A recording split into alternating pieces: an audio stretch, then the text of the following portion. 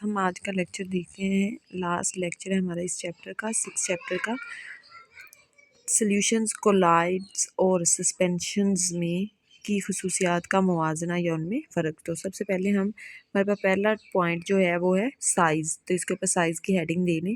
Solution میں particle اپنی سادہ ترین شکل میں موجود ہوتے ہیں، یعنی مالیکیول یا آئن کی صورت میں۔ ان کا قطر یعنی ان کا سائز حجم کیا ہوتا ہے، 10⁻⁻8 سینٹی میٹر ہوتا ہے، جبکہ کولائڈ پارٹیکلز بڑے ہوتے ہیں جو کئی ایٹمز، مالیکیولز یا آئنز پر مشتمل ہوتے ہیں، اور سسپینشن پارٹیکلز کا سائز بہت بڑا ہوتا ہے۔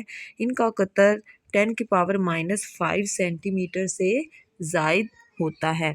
اس کے بعد ہمارے پاس آتا ہے مکسچر کی قسم کے کس طرح کے مکسچر پائے جاتے ہیں۔ سلیوشن میں پارٹیکلز ہر جگہ یکساں طور پر حل ہوتے ہیں اور ایک ہوموجینئس مکسچر بناتے ہیں، جبکہ کولائڈز ہوموجینئس نظر آتا ہے لیکن در حقیقت یہ ہیٹروجینئس مکسچر ہوتا ہے، لہٰذا یہ حقیقی سلیوشن نہیں ہوتا۔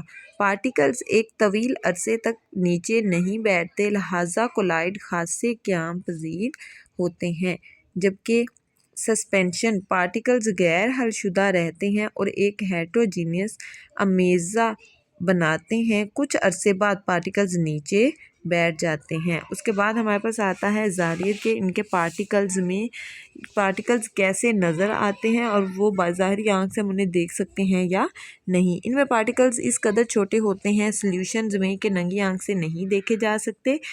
ان میں کولائڈز میں ہمارے پاس پارٹیکلز بڑے ہوتے ہیں لیکن اتنے نہیں کہ ننگی آنکھ سے دیکھے جا سکے۔ ننگی آنکھ سے دیکھنے کا مطلب یہ ہوتا ہے کہ ہم ظاہری طور پر آنکھ سے نہیں دیکھ سکتے، انہیں دیکھنے کے لیے مائکروسکوپ کی ضرورت ہوتی ہے، جبکہ سسپینشن میں پارٹیکلز اتنے بڑے ہوتے ہیں کہ ننگی آنکھ سے دیکھے جا سکتے ہیں۔